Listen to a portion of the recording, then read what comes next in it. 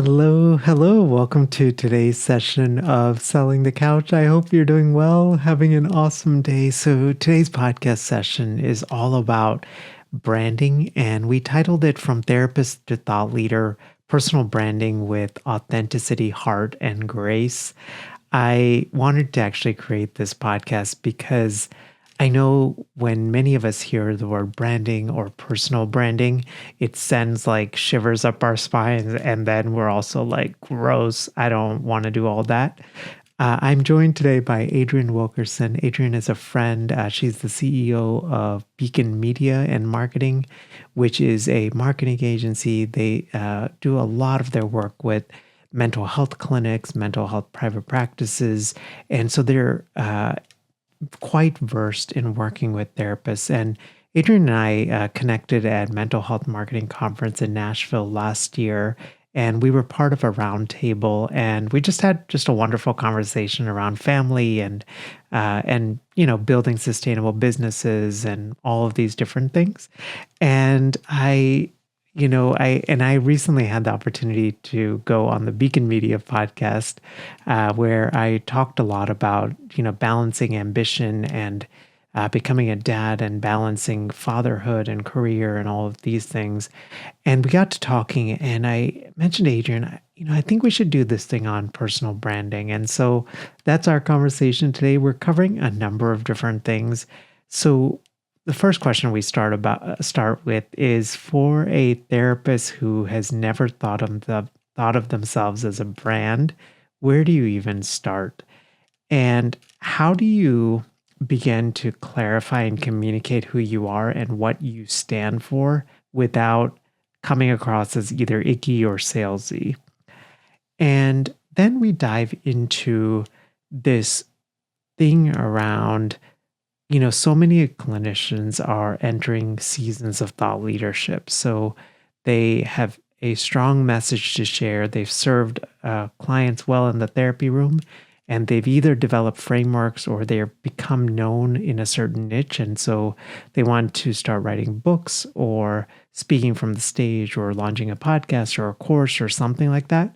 What branding principles does Adrienne recommend for therapists beginning to build a platform around a message? And then we wrap up with this question of, we're in this age of AI where AI can pump out content faster than ever. How do we stay authentic to our content and branding, especially when AI is present? And there's even opportunities to outsource support. I think you're going to really enjoy this conversation. Here's my conversation with Adrienne Wilkerson from Beacon Media and Marketing. Their website is over at beaconmm.com. Hey, Adrienne, welcome to Selling the Couch. It's fantastic to be here. Thank you so much for the invitation.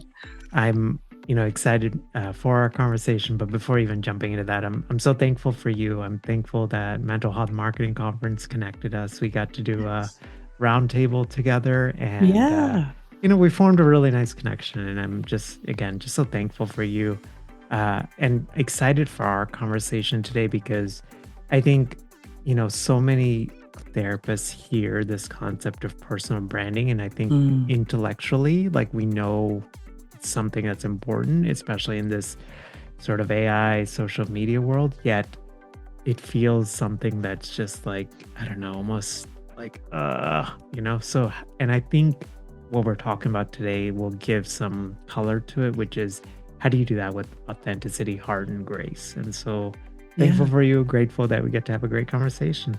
I'm looking forward to it. I sent you a number of questions because I got really excited on this topic, to be honest. They're fantastic questions. I love them. I wanted to start here, which is for a therapist who's never thought of themselves as a brand, where do you even start? Yeah. Now that's a fantastic question. And it's one I get asked a lot, not just by therapists, but particularly therapists, as you and I have discussed before. It tends to be a very inward focused, in some ways, industry, you're dealing with deep stuff inside, right? So the idea of putting yourself out there is almost counterintuitive in so many ways. And that can be a real mountain to get past mentally, if you will. So one of my favorite places to encourage people to start is to write your story. Just journal even your story. Like you're telling it to a best friend or to somebody. Just why did you become a therapist? Why did you get into this industry? Very rarely, almost like I cannot think of a time or an instance where I didn't get into a conversation with a therapist and they had an amazing, powerful reason for getting into therapy. Something sparked it. My father's a therapist. He just retired after 30 years of running his practice. And for him, he was an adult child of an alcoholic. His stepfather was alcoholic. He did not want to continue that into another generation. And so he was not going to get married. He had decided this was not happening because he did not want to continue. There wasn't much physical abuse, but there was definitely the emotional abuse, neglect, and a lot of emotional abuse there. And so then he met my mom and realized he didn't want to get married. But now he had this conundrum of how does he reconcile? He doesn't, as he tells the story, he didn't know how to be a dad. He didn't know how to be a husband. He was terrified of continuing on this legacy. And so this started this whole personal journey of his to figure out what's wrong with me, was where his mind was at when he started. And, through that journey, he discovered adult children of alcoholic syndrome, that this was not just him. This was a thing. There were ways he could work through it and process this stuff. And he did not have to continue this to another generation. And so this was this game changer for him. And he's like, well, if I'm struggling with this, who else is struggling with this? And so that launched what is now a 30-year, much longer than that, because it was many years before he started his first practice. But he ended up founding a medical clinic and counseling clinic and a behavioral health clinic, and it rolled into all these. What he ended up creating 30 years later is absolutely phenomenal. But it all started with, I don't want to continue this to the next generation. There's got to be a way for me to break this. And so almost every therapist has some kind of amazing story like that. Mm-hmm. That's your why. That's your personal brand. And so start off journaling, if you will, or just type it out, but tell your story. And from that, you can usually extrapolate your why. It usually becomes pretty clear when you tell your story. And so that becomes kind of the core of your personal brand. That becomes the core of your messaging. And it also helps you identify kind of who you're really trying to target. So who you really want to work with. So for instance, with my dad, it very much started out other men struggling with this similar thing, other men who wanted to learn how to be better fathers and better husbands and all this kind of stuff. And so, I think, they got pregnant with me 6 months into their marriage. So he went from not wanting to be a dad or a father or anything to being a dad and a father very, very quickly.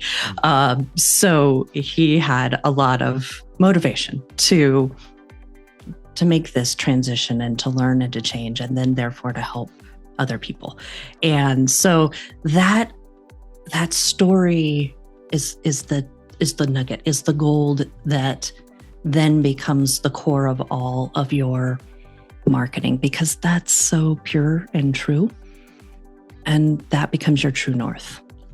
Thank you for starting there, because I think, again, when so many of us hear the word brand, it feels almost robotic and it loses the humanity of it. Mm-hmm. But I think what you're really saying is, why do we do this work? Mm-hmm. What is that deeper why? What is that thing that, you write about, you reflect on, that drives you and motivates you?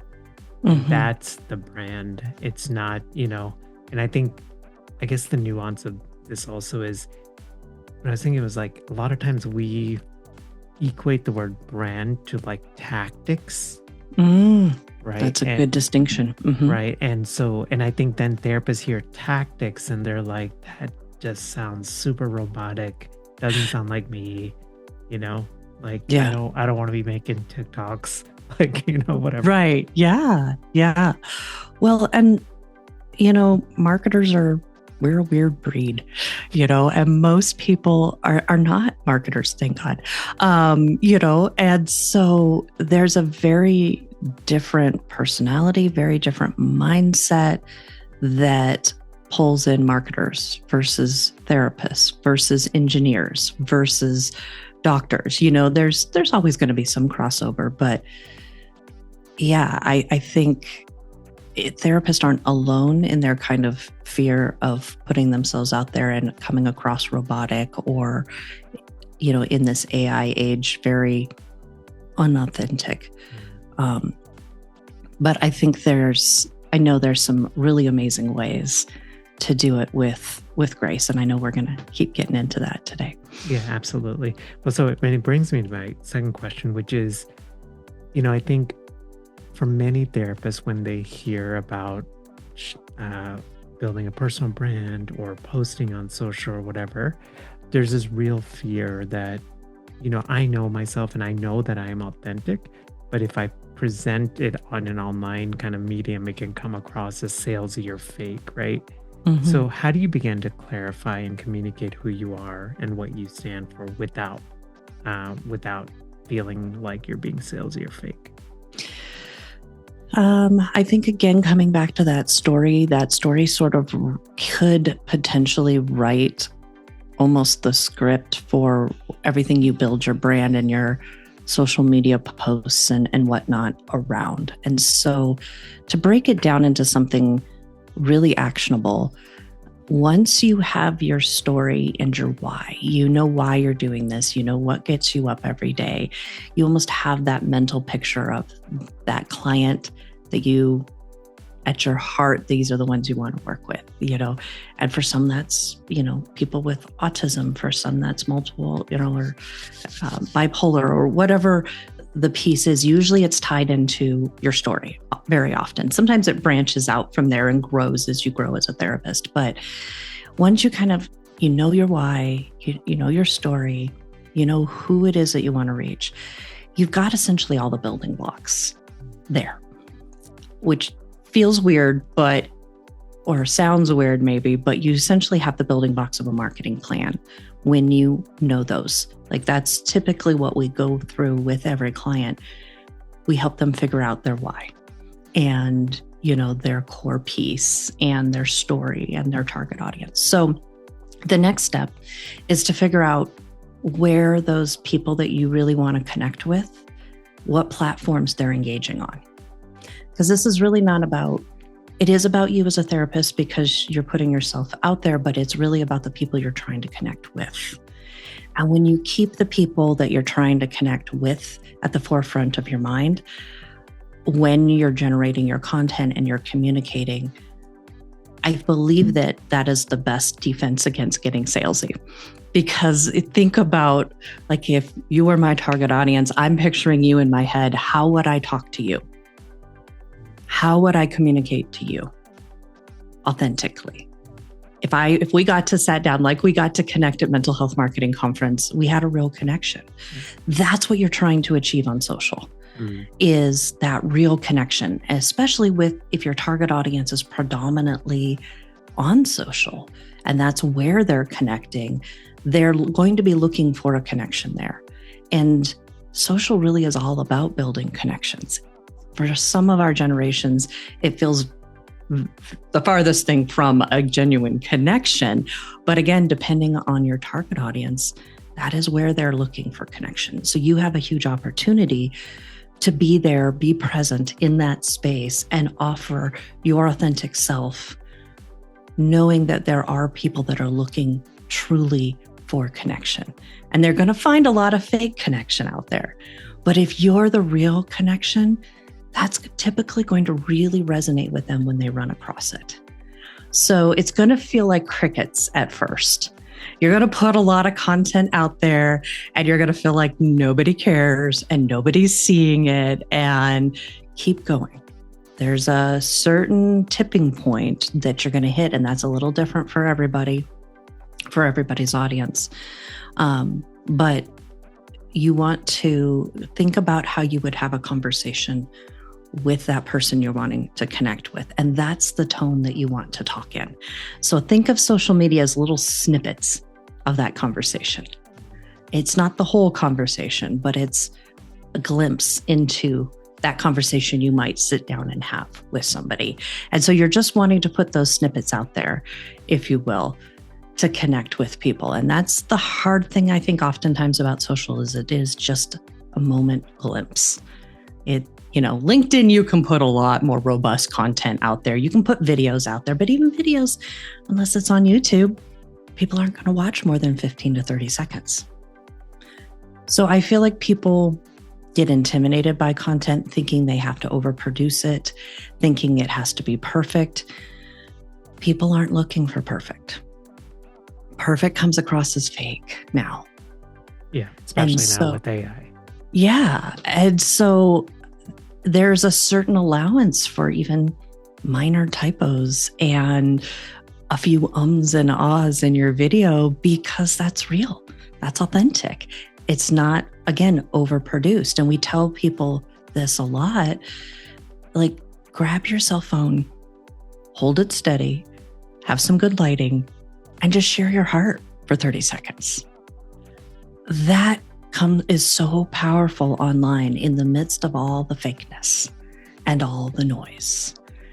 And if you think you've got to have your makeup perfect, for us ladies, you've got to have your hair perfect, you've got to wear exactly the right clothes, that stuff is the old world, if you will, of advertising. That is not relevant anymore. And it's actually really freeing for a lot of people, because you can just be you. But it is a mindset shift for those who aren't used to it. So if you're struggling with it, you're not alone. It's okay.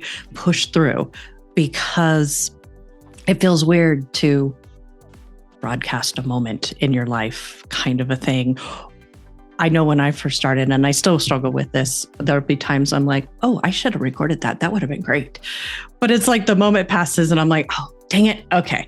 I have colleagues that just naturally do this. They're like, oh, this would be a great moment. They just seem so natural about it. And I'm like, I feel like I'm always a little behind the eight ball and have to now recreate that moment in a way so that I can share it now, because I realized after the moment that was a really good moment. So I think it's like a muscle that you work out. The more that you do it, the more comfortable you become with it. Mm. But it is going to be awkward at first. It just is. Yeah, it's so... Thank you for sharing all of that. I think one thing I was just thinking is how so many therapists, their model of what branding should be is actually based on that old model. Mm-hmm. And then, so then they kind of put that model almost up on a pedestal, and there is no way, because I don't have a fancy setup. I don't have the overproduced, I don't have a team doing all this, whatever. Right. But I think you're spot on. I think I followed, I think it's somebody at LinkedIn, pretty high up at LinkedIn. And it's literally, his content is him doing selfie videos on his walk to work. He'll just share a thought, Mm-hmm. And it's not the sound is just the phone sound, right? It's just the phone microphone picking it up. And it's so interesting. And it gets pretty sure it's, part of it's because, they're at LinkedIn, but also it's just that I think that authentic presentation, there's something to it. And I feel like for clinicians who really lean, right, by and large, I feel like us lean on heart and authenticity. Yeah. It's such a superpower, and but you don't realize it's a superpower until you, realize there's a whole other world where it is not Yeah. So. Yeah. I was watching a podcast the other day, and again, similar story, very well respected in the marketing community. And they're sitting there having this conversation.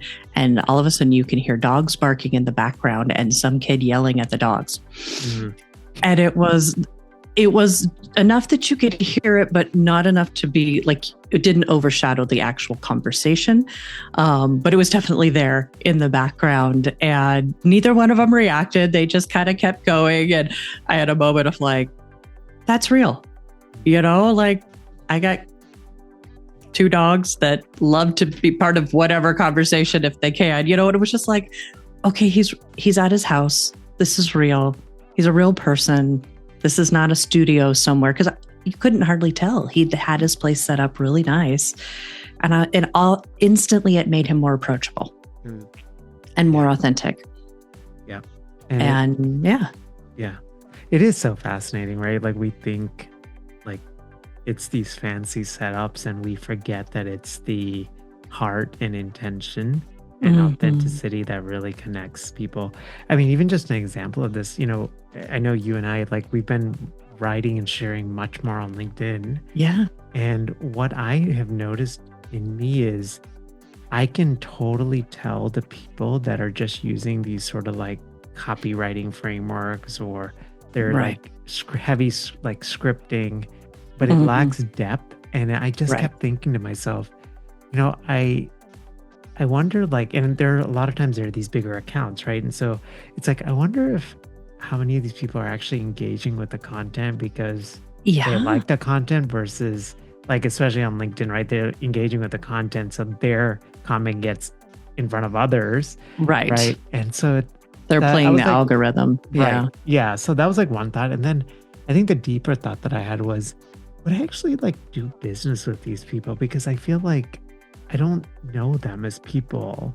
Right. And that's an interesting thing of, how often what's sold is like, do these very formulaic things, but it lacks like depth. Yeah. There's a old business adage that people hate to be sold, but they love to buy. And they buy from people they know, like, and trust. And so if you're now, online marketing is the bulk of most people's marketing. And so that we now have this new platform to try to build connections so that people do choose to work with us because they feel like they know, like, and trust us. And we don't get this question as much anymore, but it still pops up pretty consistently. People, go, well, I don't understand the connection between what I'm doing online and real life. And so we had this very interesting situation happen when Jennifer and I were very, very young in Beacon. It was maybe the first year, 18 months that we were in business. So Facebook ads didn't exist back then. It was all organic content. So if you didn't connect with your audience via your content, you were missing the boat. There was no pay to play, no nothing. It was solely on organic content and how well you connected with your audience. And it was all about experimentation back then because nobody really knew what the heck to do with online marketing, digital marketing, Facebook, social. I mean, it was just, it was a Wild West. So anyway, we're constantly experimenting. So Jen's son at the time wanted a pug so bad. And so he was spamming her with pictures of pugs, texting her, all this kind of stuff, sending her all these links of pug pictures and people with pugs for sale. I mean, it was just, he was full on in campaign mode. He was going to get this. And so one day she was like, I don't know what to post on Beacon's social. And so he sends her a pug picture, and so she's like, okay, well, so she puts up the pug picture and makes some joking, kind of comment about dog people, and we love dog people, and we're dog people here too. And we are. Beacon is very much a dog community. And so anyway, the post went, for us at that time in Alaska, it went viral. I mean, just compared to everything else we had posted, it just skyrocketed. Tons of engagement, tons of likes, reshares. And we were like, wait, what just happened? And so a few weeks later, or a few days later, I don't quite remember what, she puts up a cat picture. Crickets. So we're like, okay, our target audience are clearly dog people. Okay. So she starts posting more dog pictures and comments, and we start posting pictures of our employees' dogs. And it just becomes part of some of the tongue-in-cheek, authentic Beacon content. Has nothing to do with marketing, except that it's connection. And that's what marketing's all about, is connection.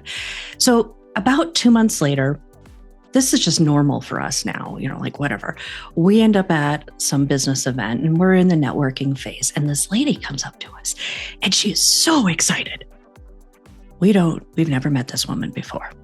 And she comes up and she's like, she knows both of us. She knows our names. She starts talking to us like she's known us forever. And she won't stop talking about pugs. And I look over at Jennifer and it was like, have you been posting about pugs again? And so anyway, as the conversation continues, the connection deepens with this lady. She comes to, admits she's an introvert. She hates networking events because she hates going up and having to talk to people that she doesn't know, but she feels like she knows us because she's a pug person. She had like 3 or something like that. And we're dog people, and she's assuming we're pug people because what's happening. And so she's like, I feel like I could come up and talk to you because we had a shared interest. And it was like this light bulb moment for us. This is the connection between digital marketing and the real life. And she did become a client and a friend. And that, for all of the therapists out there that are wondering, what does this even really matter? We put a component of our brand, and it was a reflection of us personally, out there. And that was some of the reaction and the response that we got. And because we chose to be vulnerable and share a little bit about our personal life, it wasn't a huge window into our life. We didn't overshare, but we're pug people. Or at least we're dog people. I'm not a pug person, but I am very much a dog person. And so that it created this connection. And so that is a fun thing to bring into your personal brand or some of your hobbies, some of your interests. Don't be afraid to share a little bit. You don't have to open up everything. But if you're a hiker, take a short video at the summit of wherever you're hiking and share a brief moment. That ties it into something even that much more personal and real. And that's definitely not an AI generated sort of a thing. So that brings a lot of authenticity to it. Well, and that was actually my next question, which is, we are in an age where AI can pump out content fast, often without soul is what I kind of notice. How do we stay authentic in our content and branding, especially when we're using tools like, whatever AI tool, right? Or outsourcing support? Yeah. I think that's the $1 million question everybody's facing right now with AI. I think different people are responding to it in different ways, some good, some really bad. The amount of AI generated content on LinkedIn right now is just frustrating beyond belief. Yeah. I mean, you can totally tell, when it's a comment that's been AI generated, right? Yes. Right. Yeah. You're like, really? So the core answer to that, there's some nuance, but the core answer to that is AI should be looked at as a thought support, but not a thought leader. You are the thought leader. Don't advocate your authority to AI. Don't let AI do for you and advocate your authority as a therapist, as a human being to AI. Think of it as a support system for yourself, somebody that can help you with the draft. So AI should be looked at as a tool that can get your content 40% of the way there or 60% of the way there. It shouldn't be the tool that generates all of your content and does it all for you. And so I think when we leverage those tools that are do it for you tools, and we kind of give in, which is a temptation to kind of be a little lazy and just be like, oh, that sounds great. Let's get that out. I've got 10 minutes before my next appointment and I need to get this out. I get it. But that's when you start to lose that authority piece and lose that authenticity piece. And so AI is great as a thought support, like I said before. So it's great to even ask it, help me put together a content calendar for my social media for the next week. Here's my topics. Here's my story. Once you've written your story out, put your story into the AI that you're using and go, using this story, what's my why? Sometimes it's really interesting to see what AI reflects back at you. It can be a really brutal, but very powerful mirror, if you will. Doesn't mean you have to agree with it, but it's not going to hesitate because it thinks it's going to hurt your feelings. So sometimes it might come up with something that blows you away, that you're like, I did not pick up that theme in my story. Like, that's amazing. That's powerful. I didn't even know that was there, because it's your story and you're looking at it. Essentially, I heard this phrase recently that I love it. It's really hard to read the label on the box when you're in the box. Mm-hmm. And I was like, that's got some depth to it, but it's similar. Like, sometimes it's hard to see some of the patterns when you're in it. So think of AI as a great tool to get your draft 60% of the way there or 40% of the way there. Then you have to humanize it. You can't copy and paste AI out there and be authentic. I have not seen it done because, like you said, AI doesn't have that empathy piece. Right. And I think, and I suspect, I think you would say the same thing. I feel like with content creation and content marketing, especially as we go forward, I think depth, soulful content is what people will gravitate toward in the long term. And really thinking both in terms of those mediums that you build on that emphasize that, and also how do I, and that, for me, like, I've tried to lean into that more recently, and the reality is it's not like hyper copywriting optimized, so I don't get like a crazy reach, right, compared to some of the, but I'm in my mind, I'm like, I still want to play the long game, because I feel like I'd rather it speak from my heart rather than me just like create a, list of top 10, whatever, something that AI could like spit out, but it's not like woven in with my own personal experience like you've shared. Right. Well, and kind of a practical example, because the one you just brought up, the, top 10 or whatever, that one is unfortunately so overused now, because you're right, AI can spit that out really fast. That's the research part. That's what it's good at. It combs everything and spits out, the top 10 for you. So one thing that, just as a practical example, take that top 10 and then give a personal story or example around each one. That's how you take because how long would it take one of us to go do the research to figure out what the top 10 actually is? Traditionally, we would Google it. We'd have to research maybe 5 or 10 articles, cross-check it. If we're really doing due diligence, we're making sure each one of those articles has an independent source. The rule of thumb is 3 independent sources is what you want to track. And what you find when you get down that rabbit trail of trying to verify sources is very often all those articles or blogs reference the same article. And so so there's due diligence there. But once you get, that could have, historically, that would have taken me an hour and a half to go do all that research, compile it. Which ones do I like? Now AI can do that in 3 minutes or 30 seconds. Depending on how complicated my prompt is for it. So that saves me that time that then I can come up with the stories that illustrate those points in a real life way. And so that's that marriage of technology and the human touch that is the best of AI. Yeah. That is not how most people are using it right now. The ones that are using it that way are the ones that are winning. And you're right, it's a long game. It's easier to do the shallow content that gets likes, that gets clicks, that gets responses. But if it's not real, authentic connection, there's not a lot of value in those likes and clicks and views if it's not really leading to a true connection.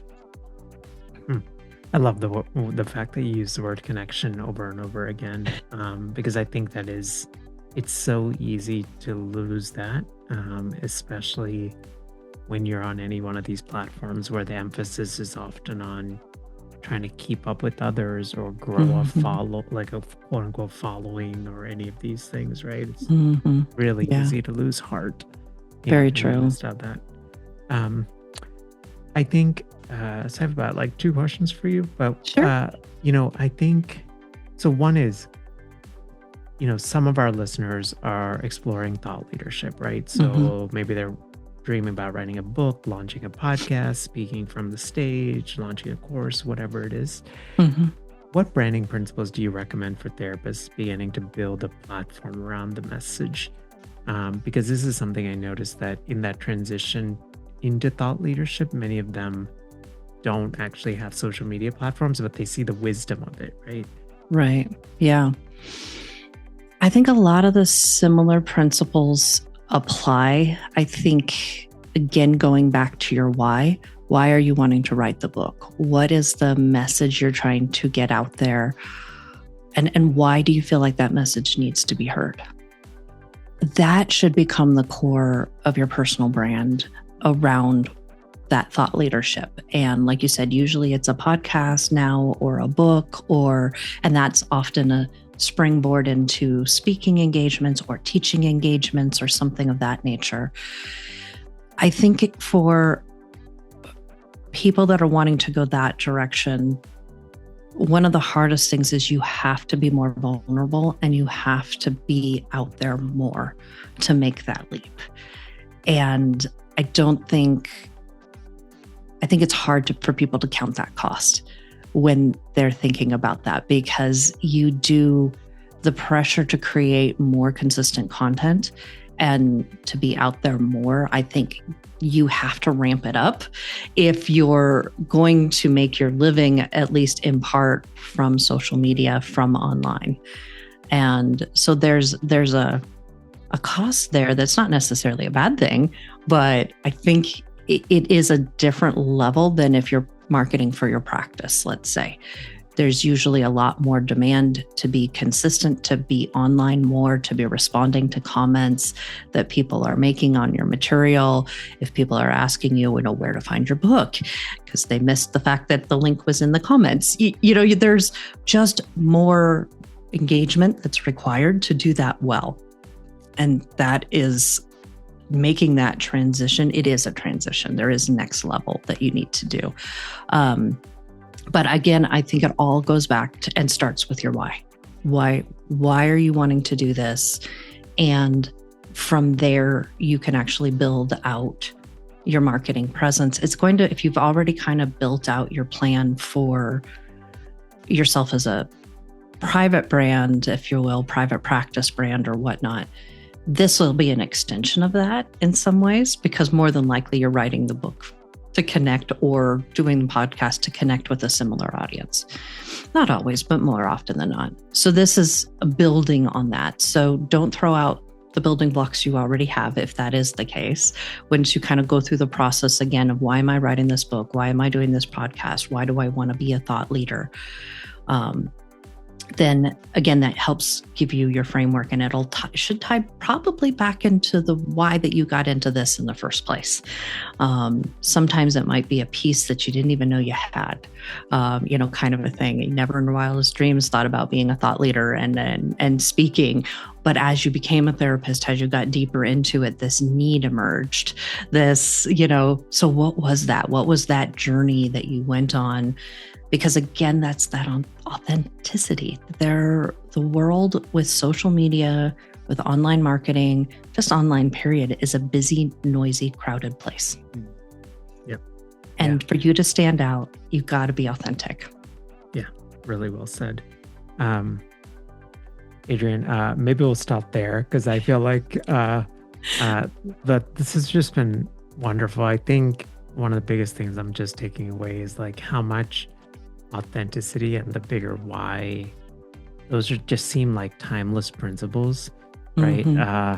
I'm like, this is like unrelated, but like I'm reading this like book on Berkshire Hathaway, right? And Oh, and yeah. the interesting thing they were talking about is like authors are like these timeless principles that they apply, Warren Hmm. Buffett and Charlie Munger applied. And I think Hmm. it's the same principles of when it comes to branding, right? What are these timeless things, even as new social media platforms, new ways of communicating, new Hmm. technology emerges? What Yeah. are those things? And it's been wonderful to hear you talk about it this way. Oh, So, thank you. Thank you. uh, Adrienne, you guys are doing some wonderful work in the world. Where can we learn more about you and that work? Yeah, thank you. So yeah, you can check out Beacon Media and Marketing at beaconmmediaandmarketing.com. And there's a lot of these timeless principles that I actually talk about in my book, Digital Marketing for Mental Health Agencies and Clinics. And so there's a lot of these timeless things. If you want to go deeper, if you want some actual, how do you set up your, you know, editorial calendar, how do you get into the nitty gritty? It's pretty much a how to on how to do personal branding or marketing for therapists and clinics. So shameless plug there. It's on the website. You can also find it on Amazon. But for people that really want to go deeper, I do recommend it because there is a whole section on branding in there. It's my passion. It's part of how I got started was as branding and how do you represent your authentic self? So we love working with mental health companies and behavioral health companies, and with people really making a difference in the world. So it's our honor to get to work with them and get the word out there. Yeah, awesome. We'll definitely include a link to the book in the show notes as well Thank for you. you. Adrienne, thank you again for your time and grateful for our conversation. Yeah, thank you so much, Melvin. It's been a pleasure. Have a great rest of your day. Before we continue with today's podcast session, over these past several years, I've had the incredible opportunity to speak with hundreds of therapists in private practice, learning what's working for them and all of the things that they're navigating. And one of the real things that we often don't talk about with private practice is all of the different skill sets that you have to gather and accumulate, especially because most of us don't come from a background in business or marketing, and many of us come from things like community mental health or working for a group practice. And for many of us, there's a real potential that in the process of building private practice that it's you can run yourself into the ground. Before I started STC and when I was doing clinical work, I was part of a group practice. And one of the real things I remember just navigating is it wasn't just about the clients. We had to do a fair amount of admin work, and just all of that admin work really took a toll. And I remember I would spend nights and sometimes parts of weekends trying to do that. And I could tell I was just always on this edge of teetering on burnout. Alma, our podcast sponsor for today, aims to solve that issue. So what they do is it's kind of an all-in-one, especially if you're a solo practitioner that wants to take part or all insurance. So they handle everything on their end, from billing to continuing education to support that makes the real difference, so that you're actually getting reimbursed every 2 weeks while they even wait for insurance, which was a real challenge when I was in the group practice, because the group practice would often have to wait for the insurance to get reimbursed before I could be paid. Alma has a cool unique discount for Selling the Couch listeners. That's over at sellingthecouch.com/Alma. Alma is spelled ALMA, and that includes 2 months absolutely free for you just to check it out. That's over at sellingthecouch.com/Alma. Hey there. I hope you enjoyed my conversation with Adrienne, and especially if you have been thinking about branding and marketing and entering into seasons of thought leadership. I hope that today's podcast session has just been really helpful for you. I was reflecting, I think we could probably got another hour or two with this conversation, but I was just reflecting on it. And, I took away a lot of things, but one of the things that I really wanted to encourage you with is, again, this is a pattern that I'm seeing. AI content generation is becoming easier and easier to produce, but it's those authentic stories that are going to stand out. Now, I think Adrienne said a wonderful phrase that I was like, oh, that's interesting. So thought AI as thought support versus thought leader. And so how do you sort of use systems and use AI to do this? I started reading recently, or I'm in the process of reading Storyworthy by Matthew Dix, and it's a great book on storytelling and narrative storytelling. I really feel like the ability to tell really good stories is a skill that is going to become invaluable in the next many years and decades. And so I'm like really leaning into it and learning to tell more authentic stories. But in that book, there's this concept called the homework for life. And so the author says basically in every day, take out a journal, and at the end of the day, take like just 5 minutes and think about what your most story-worthy moment from the day was. So this is something that emotionally connected you, that made you feel something authentic and deep. And then basically just jot down a couple of notes so that when you reference it, maybe 6 months or 8 months, you can remember the nuances of it. What I started doing, and I'm still kind of early in the early stages of this, but what I started doing is I created essentially a homework for life section in my ChatGPT. And so every night I like basically record a 1 minute thing of, hey, here's something that happened today. And I asked ChatGPT to timestamp it and date stamp it as well. And so what I'm planning on doing then is over time, I'm going to have all of these interesting stories that I can then weave into social media. So I can basically take that section. I feel like ChatGPT is going to get here where soon where it's going to be able to read that section and then help me create content in another section, right? But in the medium, what I can also, or in the meantime, what I can do is in that homework for life section, I can ask it to save it as a PDF of all of my story-worthy moments, upload it as a doc to my social media creation section, and then say, hey, I want you to, reference some of these stories as you create these posts. And so it gets me about 85% of the way there. And I still have to, as Adrienne alluded to, add the human touch in that last 15%. But there's some of the ways that I think you can start to really think about AI. I'm, excited, but also like cautious with it. So but Adrienne's website is over again at beaconmm.com. And I hope that you had I hope you enjoyed this conversation and have a wonderful rest of your day. Bye.